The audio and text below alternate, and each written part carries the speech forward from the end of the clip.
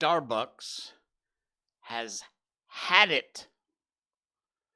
And it's about more than a caramel macchiato.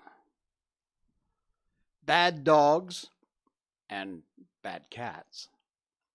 And aprons. I know. Not Starbucks aprons. Just regular old aprons. Welcome to the Jay Sheldon Show. We got all that and more coming up today. Happy Merdeka. If you are in Malaysia, today is Sandra Lee. Like the stream. Hey, Sandra, thank you. Good to have you along for the ride. Today is Merdeka Day. It is a public holiday here in Malaysia, and it is our, for lack of a better word, Independence Day. The people from Sabah and Sarawak, two of the other states over on the island, kind of take the wind out of the sails because everybody, people like to complain.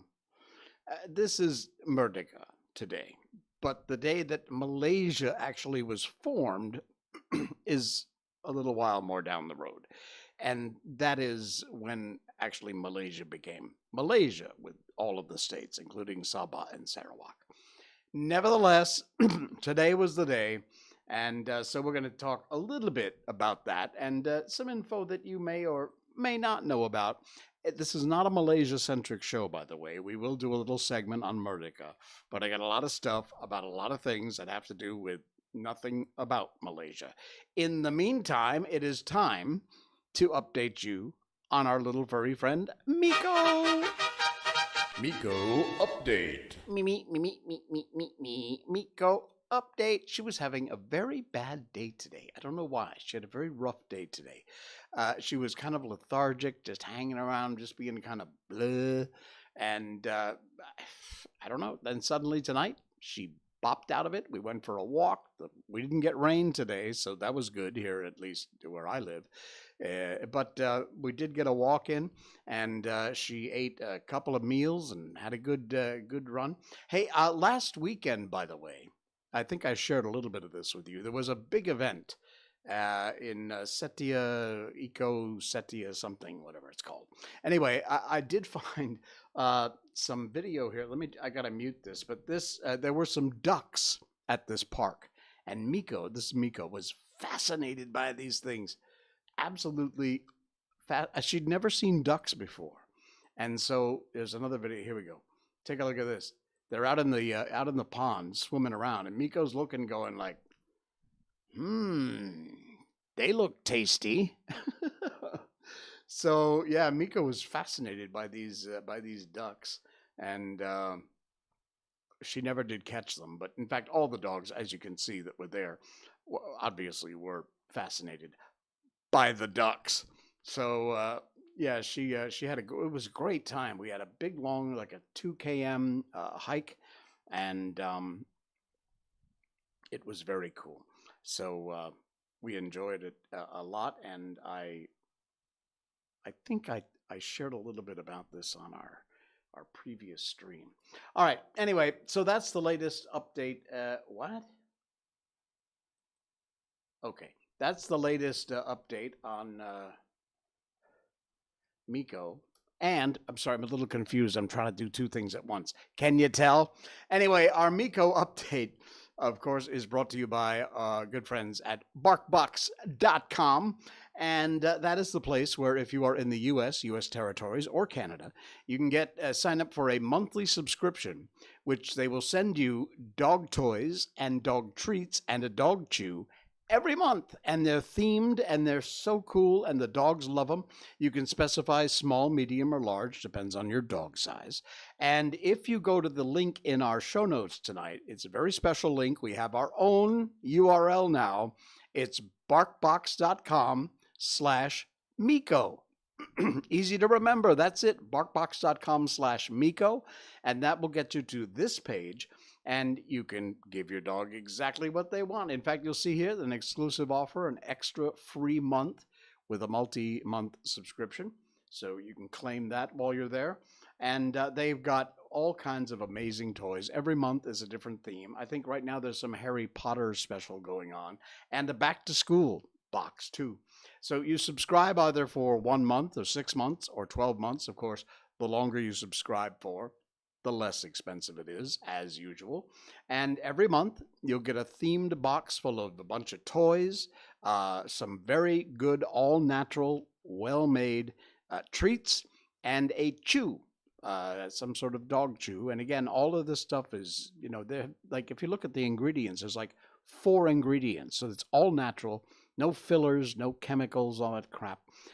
Very, very highly recommended. And barkbox.com/Miko is where you will find this deal. Again, I'm sorry if you're not in the US territories, or Canada. They don't ship outside of that area. They are working on getting international shipping. As soon as they do, I'll let you know. And as a couple of my friends have done, you could also look for one of those forward shipper kind of services, so that you, even if you, wherever you are in the world, you can still sign up for barkbox.com/Miko and start partying with your pooch today. Barkbox.com/Miko is the site, and thank you so much for their sponsorship of the Miko update. Cool beans. That's it. That's all. All right. Today, of course, is Merdeka, and it was a huge celebration. They have a giant parade. This from the Malay Mail, links in our show notes. Dataran Merdeka, the Malaysians turned out in droves. Record numbers of people turned out to celebrate National Day. Of course, you see my shirt tonight? Check that out. There you go. My official Malaysia shirt. Sorry, if you're listening on the podcast, check out the video. Rumble.com/JSheldon. And it was, honestly, it was so cool. Sorry, the Malay Mail has like 90% ads, 10% meat in the sandwich.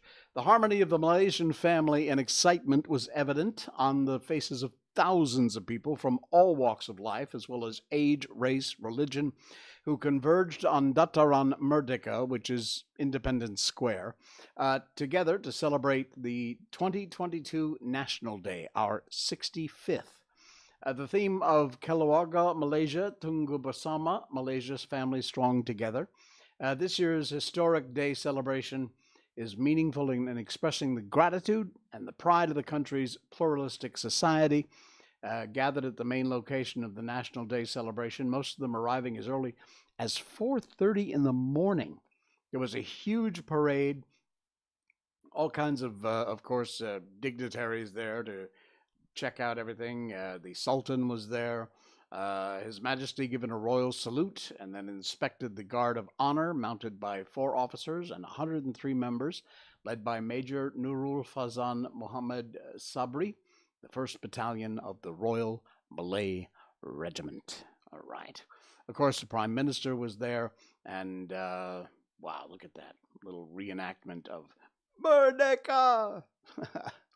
Fantastic. It really was. It was an amazing, amazing celebration today. All right.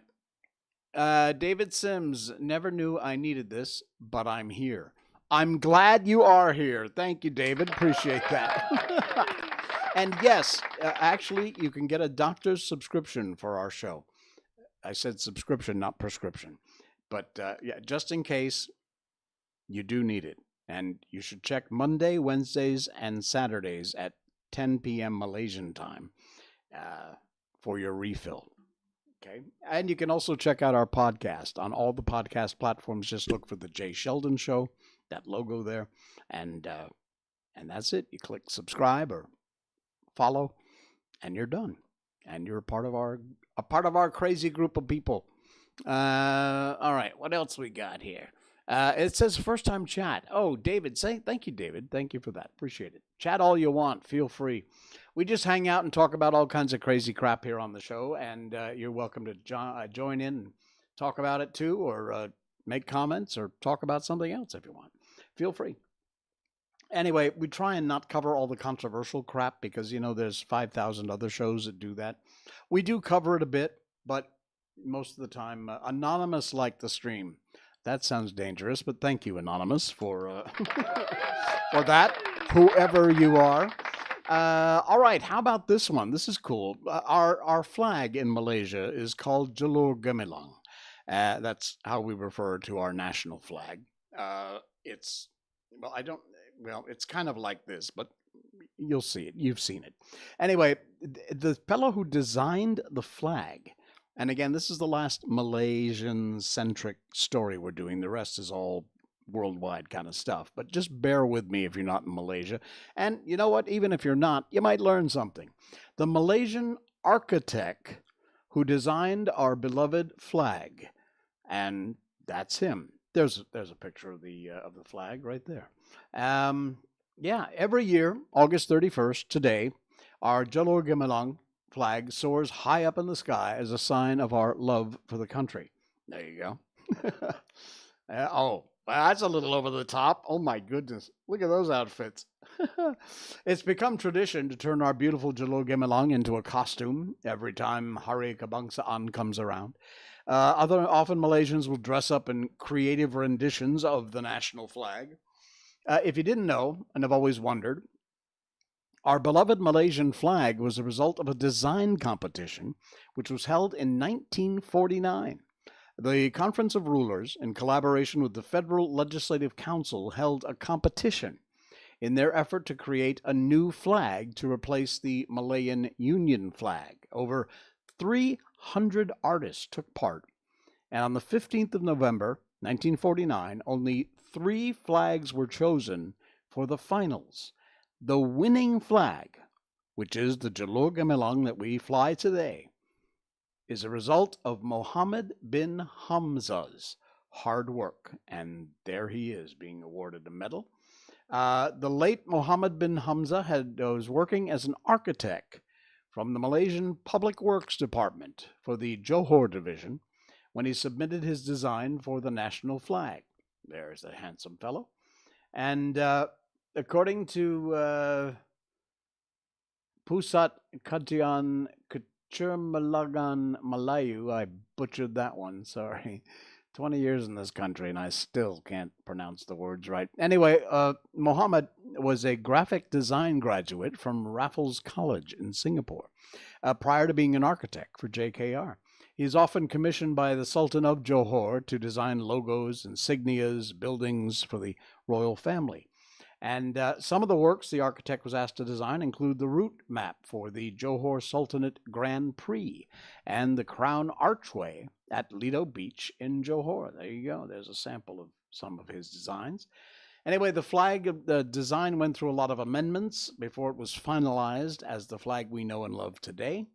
One of the flag designs contested to be Malaysia's official flag with 2 Carisses crossed at the center, surrounded by white stars on a blue background. That's actually quite a nice design.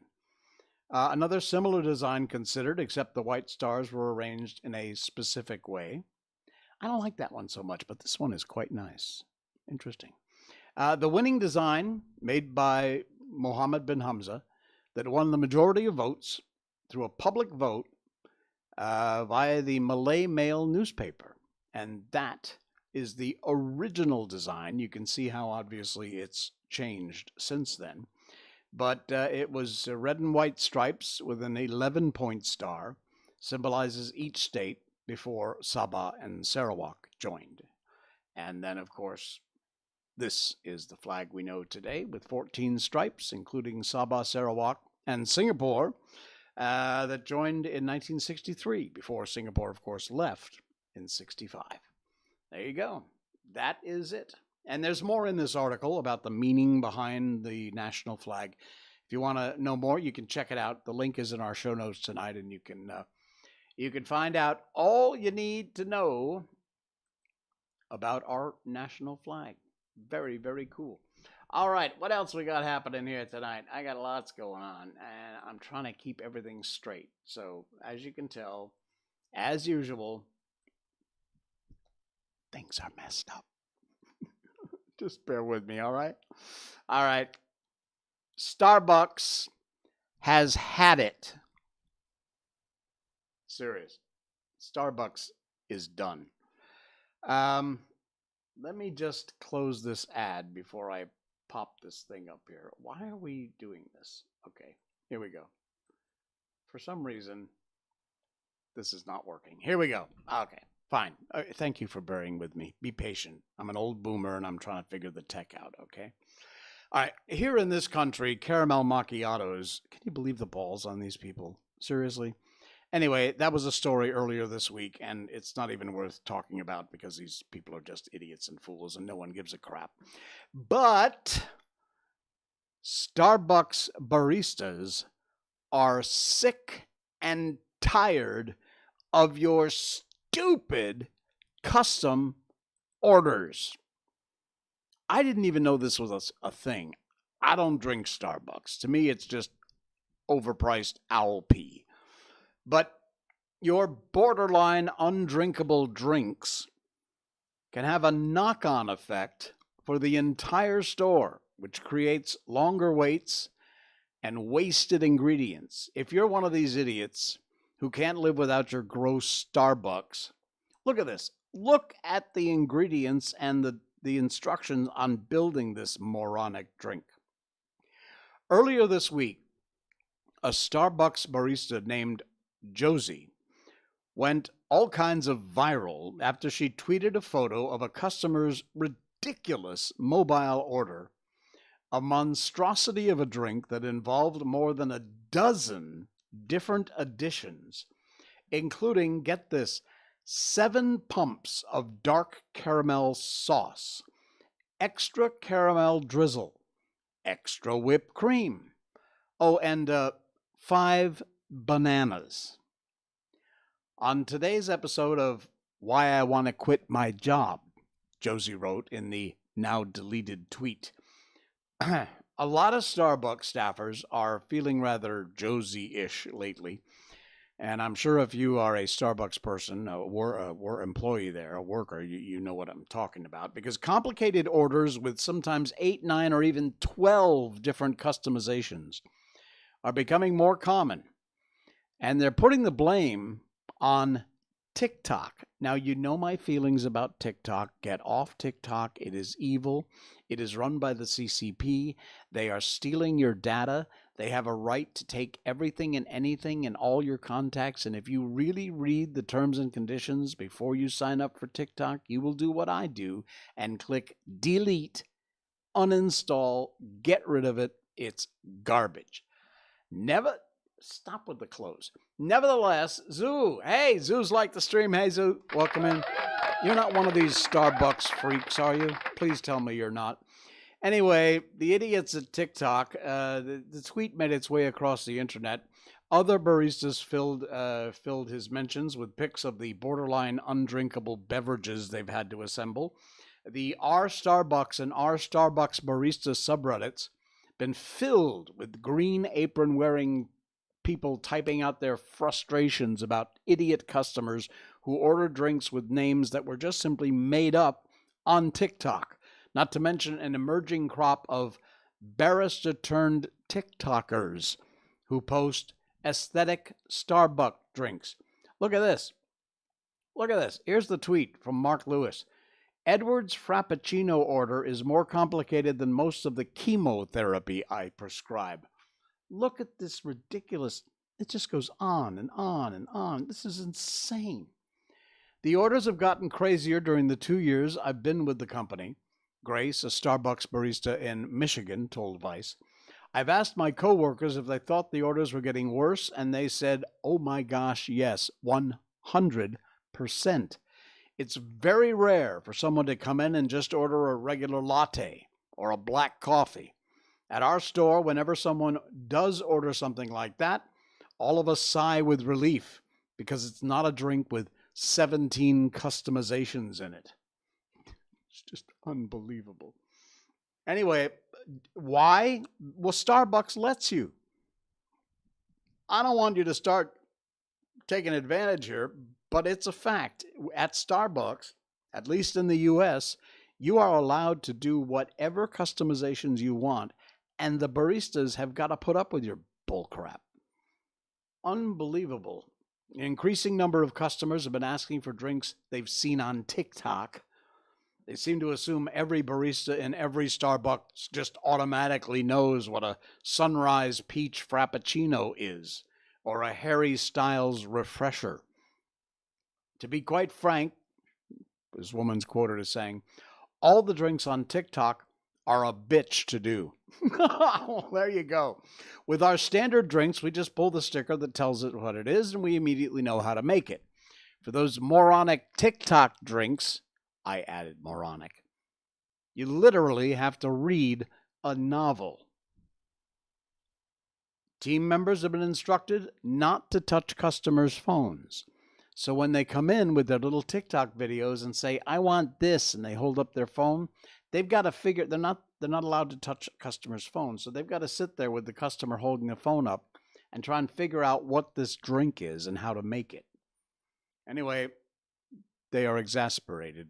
They are fed up, and you are annoying people. Don't drink Starbucks anyway and get off TikTok. But for God's sakes, this ridiculous customization crap. Talk about taking advantage. This is such a typically American thing. Unbelievable. Give these folks a break, would you please? You likely couldn't do their job. Oh, because you likely probably wouldn't have a job to begin with. Anyway, all right, moving on briefly. Speaking of drinks, special drinks, a long time ago, this is show number 257, I think. Wow. We've been doing this for a long time. Anyway, a while ago, I did a little segment about Moxie. Cassandra Gordon-Harris liked the stream. Cassandra, hey. Good to see you. Thanks. Thanks for popping in. In fact, Cassandra, you might be able to relate to this. You're old enough. Not that you're old, but I think you're about as old as I am. Anyway, we did a segment on Moxie. Moxie was a word used to mean cojones.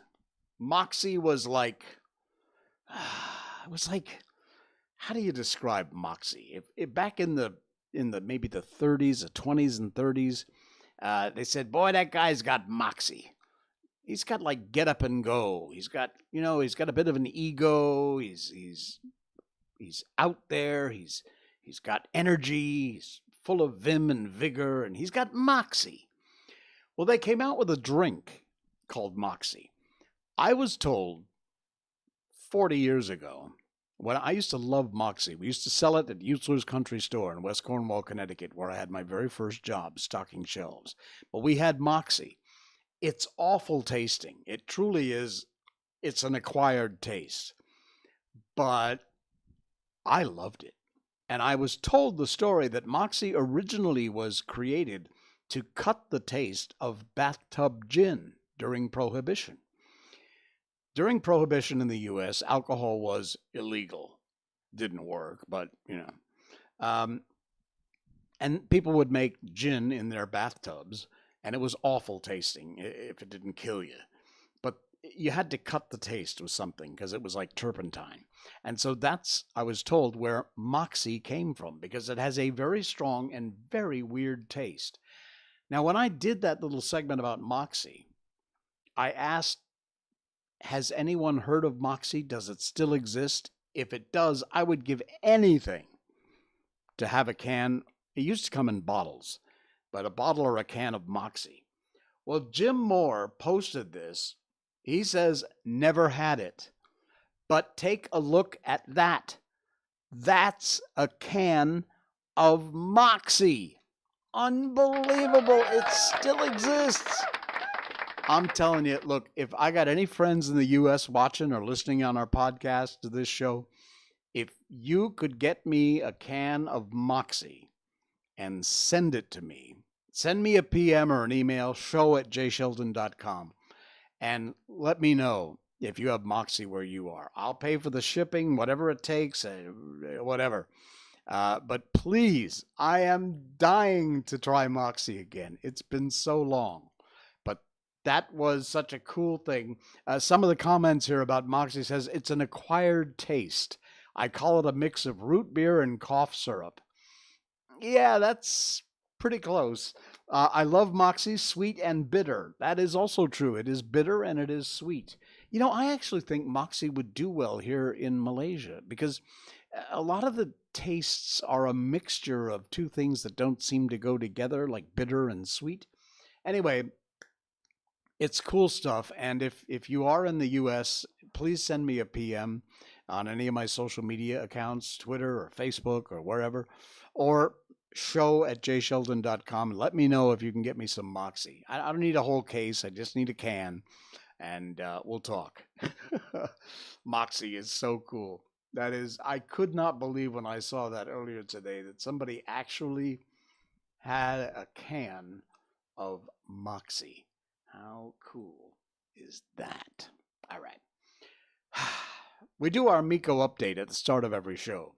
And on our last show, our good news story of the day was something about a couple that adopted a pit bull, a pitty from a shelter. And I had made the comment that there are no bad dogs. There are only bad owners, which I still hold to be true. There's no breed of dogs that's any more vicious or any more violent than any other, and it has nothing to do with the dog. It has to do with the owner. Anyway, I saw this on Upworthy. The link is in our show notes. It is absolutely hilarious, and I want to share it with you. Some pet owners have shared the worst thing their pet has ever done, and some have been very, very bad. There's a couple of them. Pets are wonderful, loving, innocent creatures. So much pure joy they bring to our lives. Miko just is such a big part of our lives. I can't tell you. They also have an unruly penchant for eating things they shouldn't, finding bad places to go potty, and are weapons of mass destruction when it comes to shoes, knickknacks, furniture. If you've ever had a pet, then you have had likely at least one story involving one, if not all, of these sins. And no matter how bad the act, you just can't stay mad at them. After all, much of the time, animal misbehavior is merely a natural reaction to stress or boredom. Plus, one look at their little faces and all is forgiven.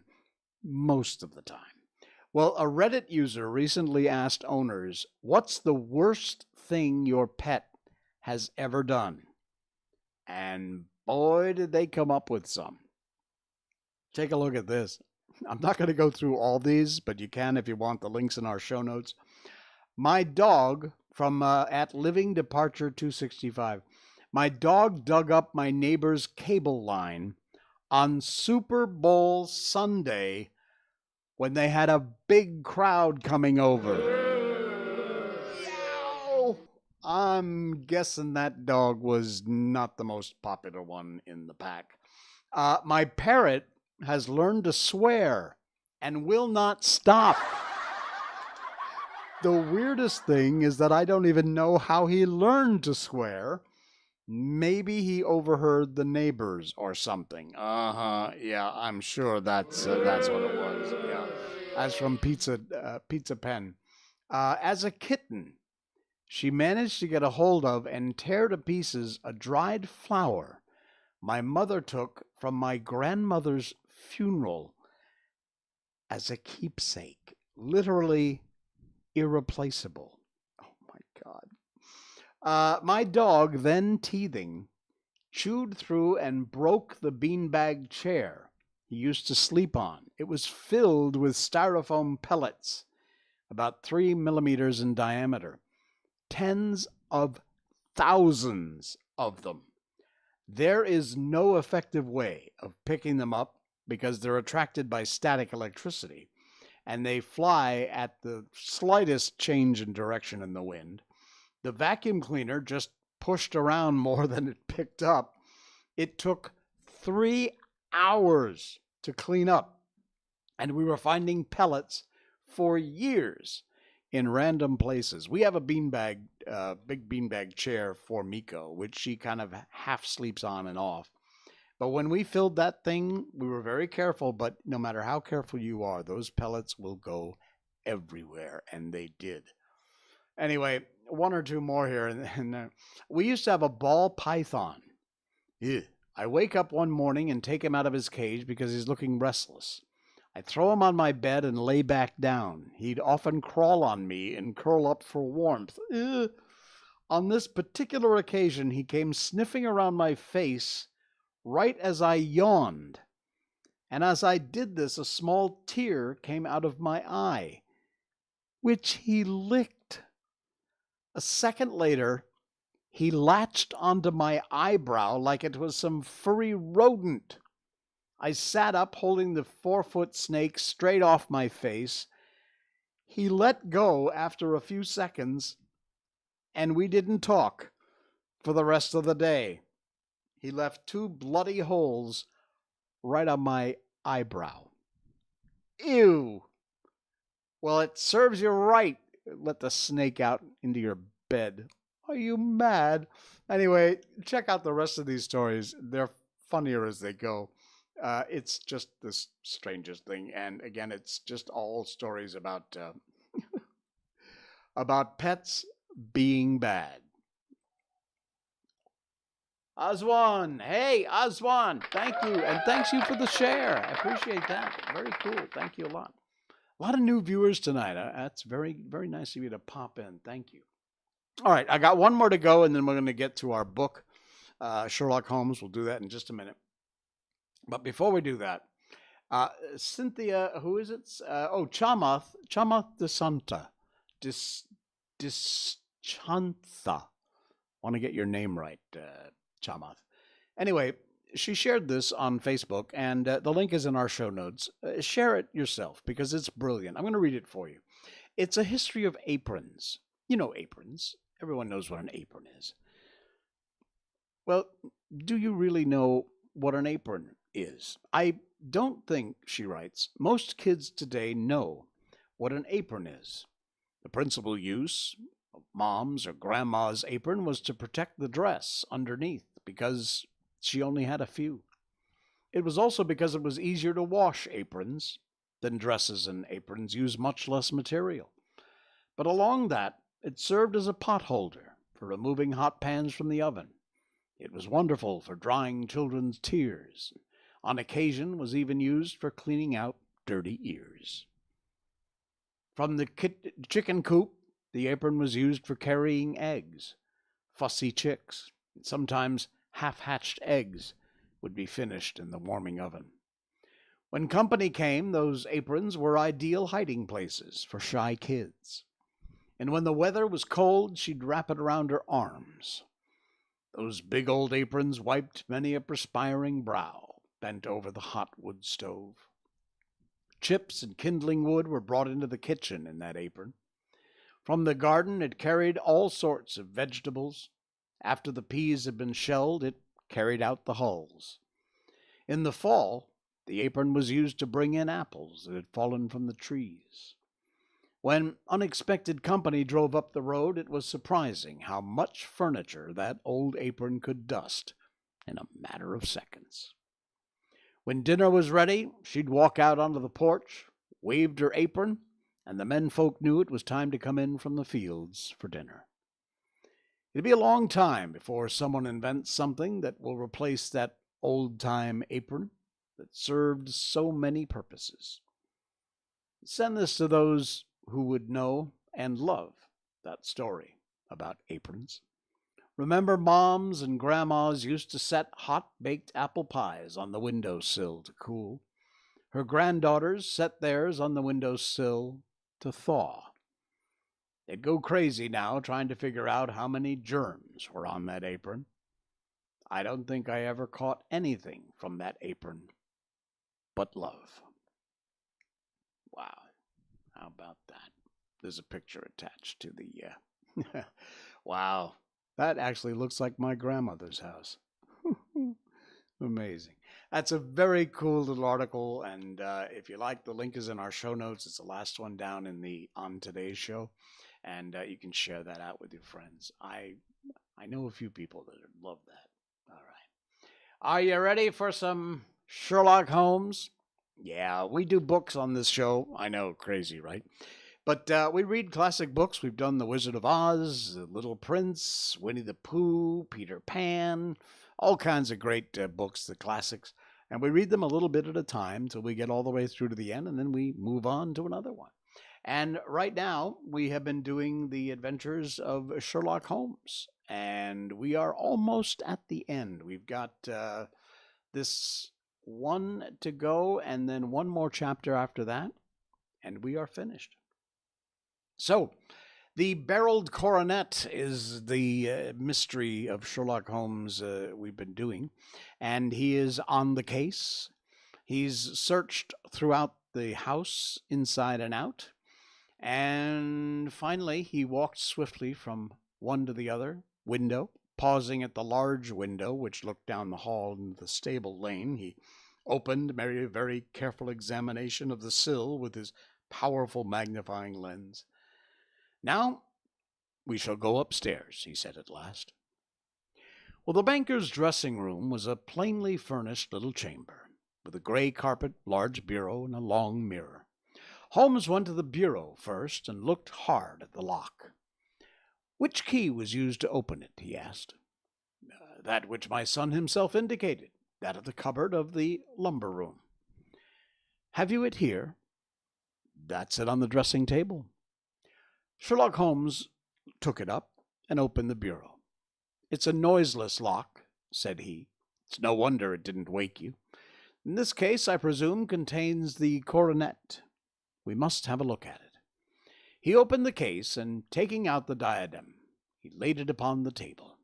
It was a magnificent specimen of jeweler's art, and the 36 stones were the finest that I have ever seen. At one side of the coronet was a cracked edge, where a corner holding 3 gems had been torn away. Now, Mr. Holder, said Holmes, here is the corner which corresponds to that which has been so unfortunately lost. Might I beg that you will break it off?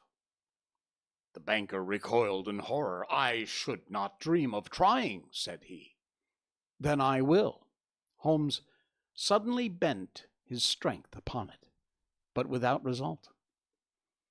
I feel it give a little, said he, but though I am exceptionally strong in the fingers, it would take me all my time to break it. An ordinary man couldn't do it. Now, what do you think would happen if I did break it, Mr. Holder? There would be a noise like a pistol shot. Do you tell me that all this happened within a few yards of your bed, and that you heard nothing of it? I do not know what to think. It's all dark to me. But perhaps it may grow lighter as we go. What do you think, Miss Holder? I confess that I still share my uncle's perplexity. Your son has no shoes or slippers on when you saw him? He had nothing on save only his trousers and shirt. Thank you. We've certainly been favored with extraordinary luck during this inquiry, and it will be entirely our own fault if we do not succeed in clearing the matter up. With your permission, Mr. Holder, I shall now continue my investigations outside. Well, he went alone at his own request, for he explained that any unnecessary footmarks might make his task more difficult. For an hour or more he was at work, returning at last with his feet heavy with snow and his features as inscrutable as ever. I think that I have seen now all that there is to see, Mr. Holder, said he. I can serve you best by returning to my rooms. But the gems, Mr. Holmes, where are they? I cannot tell. The banker wrung his hands. I shall never see them again, he cried. And my son, you give me hopes. My opinion is in no way altered. Oh, then, for God's sakes, what is this dark business which has acted upon my house last night? If you can call upon me at my Baker Street rooms tomorrow morning between 9 and 10, I shall be happy to do what I can to make it clearer. I understand that you give me carte blanche to act for you, providing only that I get back the gems, and that you place no limit on the sum I may draw. I would give my fortune to have them back. Very good. I shall look into the matter between this and then. Goodbye. It is just possible that I may have to come over here again before evening. Well, it was obvious to me that my companion's mind was now made up about the case, although what his conclusions were more than I could even dimly imagine. Several times during our homeward journey I endeavored to sound him upon the point, but he always glided away to some other topic, until at last I gave it over in despair. It was not yet 3 when we found ourselves in our room once more. He hurried to his chamber and was down again in a few minutes, dressed as a common loafer, with his collar turned up, his shiny, seedy coat, his red cravat, and his worn boots. He was a perfect sample of the class. I think this should do, he said, glancing into the glass above the fireplace. I only wish you could come with me, Watson, but I fear it won't do. I may be on the trail in this matter, or I may be following a will-o'-the-wisp, but I shall soon know which it is. I hope that I may be back in a few hours. He cut a slice of beef from the joint upon the sideboard, sandwiched it between 2 rounds of bread, and thrust this rude meal into his pocket, and he started off upon his expedition. I'd just finished my tea when he returned, evidently in excellent spirits, swinging an old elastic-sided boot in his hand. He chucked it down into a corner and helped himself to a cup of tea. I only look in as I passed, said he. I am going right on. Where to? Oh, to the other side of the West End. It may be some time before I get back. Don't wait up for me in case I should be late. How are you getting on? Oh, so-so. Nothing to complain of. I've been out to Streatham before, since I saw you last, but I didn't call at the house. It's a very sweet little problem, and I wouldn't have missed it for a good deal. However, I must not sit gossiping here. Must get these disreputable clothes off and return to my highly respectable self. I could see by his manner he had stronger reasons for satisfaction than his words alone would imply. His eyes twinkled. There was even a touch of color in his sallow cheeks. He hastened upstairs, and a few minutes later I heard the slam of the hall door, which told me he was off once more upon his congenial hunt. I waited until midnight, and there was still no sign of his return. So I retired to my room. It was no uncommon thing for him to be away for days and nights on end when he was hot on a scent, so that his lateness caused me no surprise. I do not know at what hour he came in, but when I came down to breakfast in the morning, there he was, cup of coffee in one hand and the paper in the other, as fresh and as trim as possible. "You will excuse my beginning without you, Watson," said he, "but you remember that our client has rather an early appointment this morning." "Oh, why, it's after 9 now," I answered. "I should not be surprised if that were he. I thought I heard a ring." It was indeed our friend, the financier.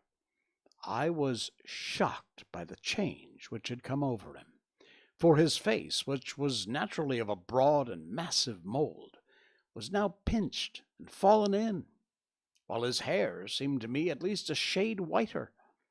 He entered with a weariness and lethargy which was even more painful than his violence of the morning before, and he dropped heavily into the armchair which I pushed forward for him. "I do not know what I have done to be so severely tired," said he. "Only 2 days ago I was a happy, prosperous man, without a care in the world. Now I'm left to a lonely and dishonored age. One sorrow comes close upon the heels of another. My niece, Mary, she's deserted me." "Deserted you?" "Yes. Her bed this morning had not been slept in. Her room was empty, and a note for me lay on the hall table. I had said to her last night in sorrow, and not in anger, that if she had married my boy all might have been well with him. Perhaps it was thoughtless of me to say so. It is to that remark she refers in this note. My dearest uncle, I feel I brought trouble upon you, and that if I had acted differently, this terrible misfortune might never have occurred. I cannot, with this thought in my mind, ever again be happy under your roof. I feel I must leave you forever. Do not worry about my future, for that is provided for, and above all, do not search for me, for it will be fruitless labor and ill service to me. In life or in death, I am ever your loving Mary." What could she mean by that note, Mr. Holmes? Do you think it points to suicide? No, nothing of the kind. It's perhaps the best possible solution. I trust, Mr. Holder, that you are nearing the end of your troubles.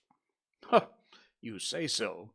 You've heard something, Mr. Holmes. You've learned something. Where are the gems? You would not think £1,000 apiece is an excessive sum for them? I would pay 10. That would be unnecessary. 3,000 will cover the matter, and there is a little reward, I fancy. Have you your checkbook? Here's a pen. Better make it out for £4,000. With a dazed face, the banker made out the required check. Holmes walked over to his desk, took out a little triangular piece of gold with 3 gems on it, and threw it down on the table. With a shriek of joy, our client clutched it up. "You have it," he gasped. "I'm saved! I'm saved!" The retraction of joy was as passionate as his grief had been, and he hugged his recovered gems to his bosom. "There is one other thing you owe, Mr. Holder," said Sherlock Holmes rather sternly. "Oh!" He caught up the pen. "Name the sum. I will pay it." "No, the debt is not to me. You owe a very humble apology to that noble lad, your son, who's carried himself in this matter as I should be proud to see my own son do, should I ever chance to have one." "It was not Arthur, then, who took them?" "I told you yesterday, and I repeat today, it was not." "You're sure of it?" "Then let's hurry to him at once, to let him know the truth is known." "He knows it already. When I'd cleared it all up, I had an interview with him, and finding he would not tell me the story, I told it to him, on which he had to confess that I was right, and to add the very few details which were not yet quite clear to me. Your news of this morning, however, may open his lips." "For heaven's sake, tell me, then, what is this extraordinary mystery? I will do so, and I will show you the steps by which I reached it. And let me say to you first, which is hardest for me to say and for you to hear, there has been an understanding between Sir George Burnwell and your niece Mary. They have now fled together. Whoa. Cool. Oh, I can't wait to find out how it all worked out. And we'll do that on Saturday night as we wrap up this second to the last adventure with Sherlock Holmes. Wow. How about that? Cool beans. All right, folks, that's going to do it for us. Thanks so much. We had a lot of brand new people who popped into the stream tonight. Really appreciate that. Thank you so much for the likes and the shares. If you would be so kind, just please do follow and subscribe wherever you may be watching, YouTube, Facebook, Twitch.tv, or Rumble.com. And if you are a podcast person, just check us out wherever you get your podcast. Look for The Jay Sheldon Show and hit follow and subscribe. And we appreciate that. We literally get hundreds of downloads every week, and we really, really appreciate the fact that you do that. Thank you for the subscriptions and the follows. I'll see you again Saturday night. This is The Jay Sheldon Show. Happy Murdeka. Good night.